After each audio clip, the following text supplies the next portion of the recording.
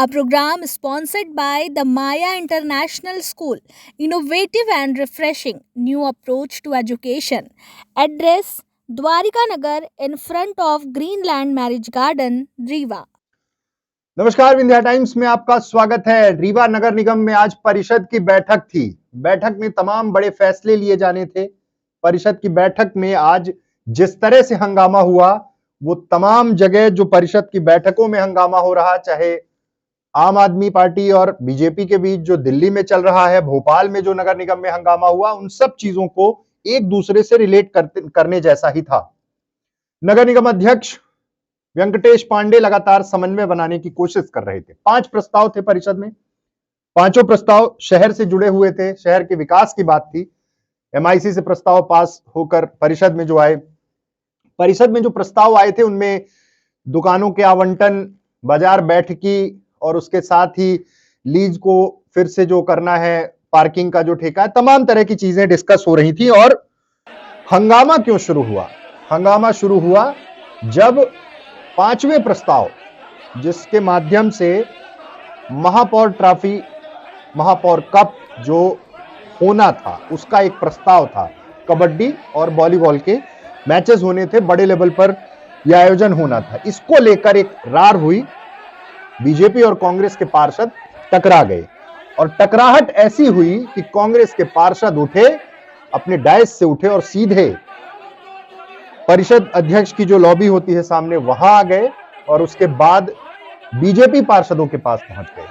कांग्रेस का आरोप था कि महापौर जब खड़े होकर बोल रहे थे, उन पर टिप्पणी की बीजेपी पार्षद वीरेंद्र सिंह पटेल ने और उसको लेकर ये आक्रामक हुए।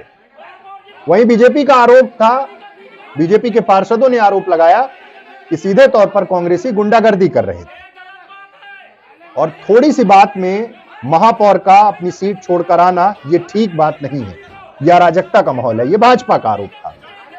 हंगामा बढ़ता गया। उसके बाद फिर परिषद की बैठक को स्थगित कर दिया गया। पहले एक बार बैठक स्थगित हुई तो लगा कि फिर से शुरू होगी, एजेंडे पे बात होगी, लेकिन एजेंडे पे बात नहीं हो पाई।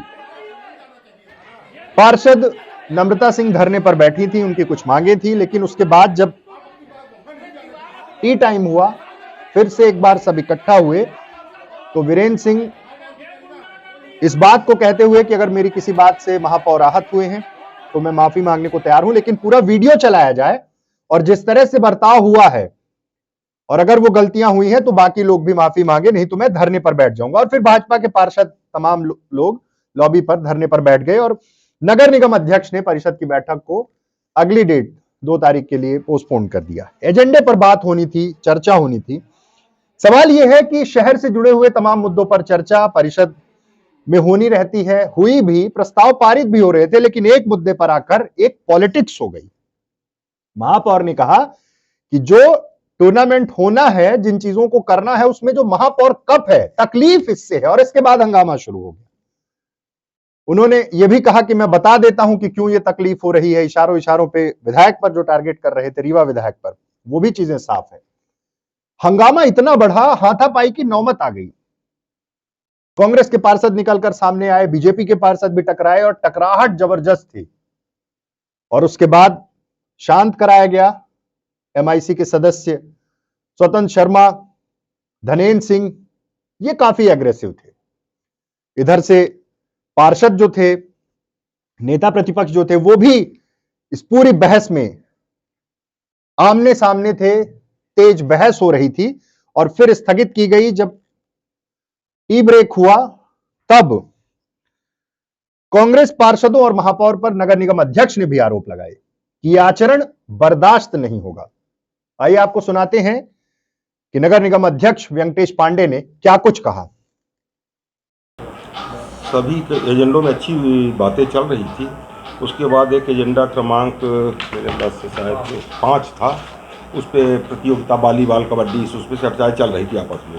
पर एमआईसी के 2 सदस्य धनेन्द्र सिंह और स्वतंत्र शर्मा आकर के जो दूसरे दल के ये पार्षद बैठे थे, यहाँ वीरेंद्र सिंह वगैरह, दीनानाथ वर्मा, ये सब, इनसे जाके झड़प करने लगे। ये परिपाटी गलत है। परिषद के अंदर जो भी बातें करना है अध्यक्ष को इंगित करके करनी चाहिए। क्या निर्णय लेना है वो तो सबके बहुमत के आधार पे होता है। पर किसी के मुंह को नहीं रोका जा सकता है। अगर वो बोल रहे थे तो डेस्क पे जाकर के उन्होंने अमर्यादित कार्य किया है। अगर दोबारा ऐसी कोई अमर्यादित चीज़ होगी तो मैं तो प्रशासन को उनके खिलाफ जो भी होगा मैं कार्रवाई कराऊंगा। बात यहीं खत्म नहीं हुई, जब इसके बाद फिर से चर्चा शुरू हुई और वीरेंद्र सिंह ने धरने पर बैठने का ऐलान किया और हंगामा फिर शुरू हुआ। तीखी नोकझोंक हुई पार्षदों के बीच में, एमआईसी सदस्य और भाजपा पार्षदों के बीच में, कांग्रेस पार्षदों के बीच में, सब लॉबी में फिर से आ गए और हंगामा जब शुरू हुआ तो इस बैठक को स्थगित कर दिया गया। स्थगित करते हुए महापौर पर गंभीर आरोप लगा दिए बीजेपी के लोगों ने। अब इन पूरे आरोपों पर महापौर ने स्पष्टीकरण दिया। और पहले एजेंडे से लेकर चौथे एजेंडे तक अध्यक्ष जी बढ़िया से परिषद की बैठक का संचालन भी कर रहे थे। पांचवा एजेंडा जो आया वो महापौर कप का आया, जिसमें कि ऐसा प्रतीत हुआ कि ये महापौर कप के नाम से इनको दिक्कत हो गई।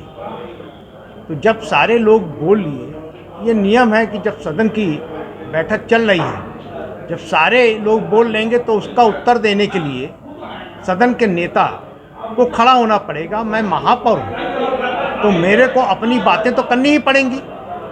तो जब मैं अपनी बात करने के लिए खड़ा हुआ, उसी समय वार्ड नंबर 10 के जो पार्षद हैं वीरेंद्र पटेल, उन्होंने तुरंत टिप्पणी कही। मैंने उनको 2 बार 3 बार समझाया कि आप पहली मेरी बात सुनो, उसके बाद टिप्पणी करना शुरू करो।